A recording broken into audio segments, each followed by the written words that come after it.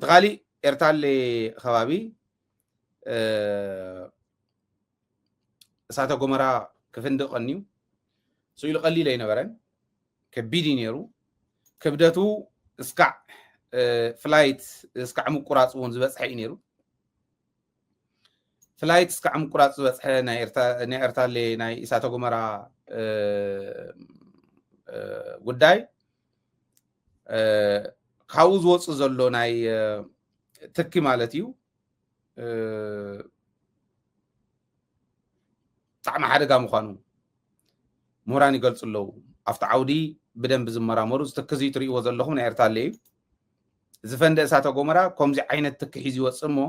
ፍላይት እውን ገለ እውን ንክቋረፅ ዝገበረሉ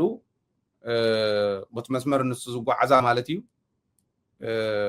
بت مسمر نص زبرة نخقارص تغيري ازي استغبرلو بخلت منقد حدا نفلايت صقم مخاني خلاي كعب سورس سلفر دايوكسايد خاوزي زوص نطعنا حدقا ايو ناي سرعه من التنفاس كيدي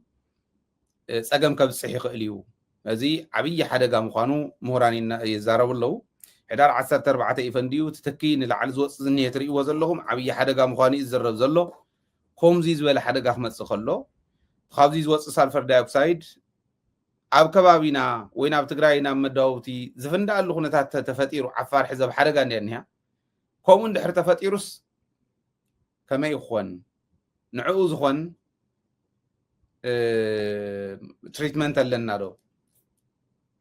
ስርዓተ ምትንፋስ ብሳልፈር ዳይኦክሳይድ እንድሕር ተዛቢዑ ንዕኡ ክዕሪ ዝኽእል ሲስተም ኣለና ዶ መድሓኒት ኣለና ዶ መካኒዝም ኣሎ ዲብ ትግራይ ዝብል ምሕሳቡ ጽቡቕ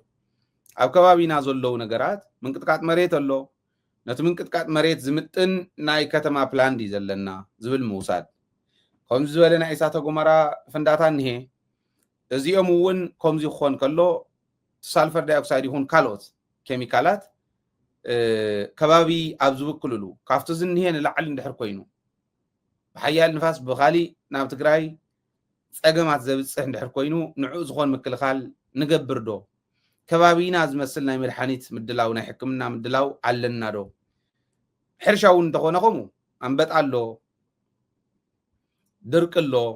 ንድርቂ ምክልኻል ዝኸውን ምድላው ኣለና ዶ ነንበጣ ምክልኻል ዝኾን ምድላው ኣለና ዶ ዝብሉ እዚኣቶም ንሓሰብካ ይፅንሕ ኣብ ማዕዲኻ ይዝርእ ፕሮኣክቲቭ ዝኾነ መራሒ ማለት እዚ ዝገብር ማለት እዩ እሞ እቲ ናይ ኤርታሌ እውን ኣብ ግምት እቲኹም ኪድዎ ዝብል كأمت دليل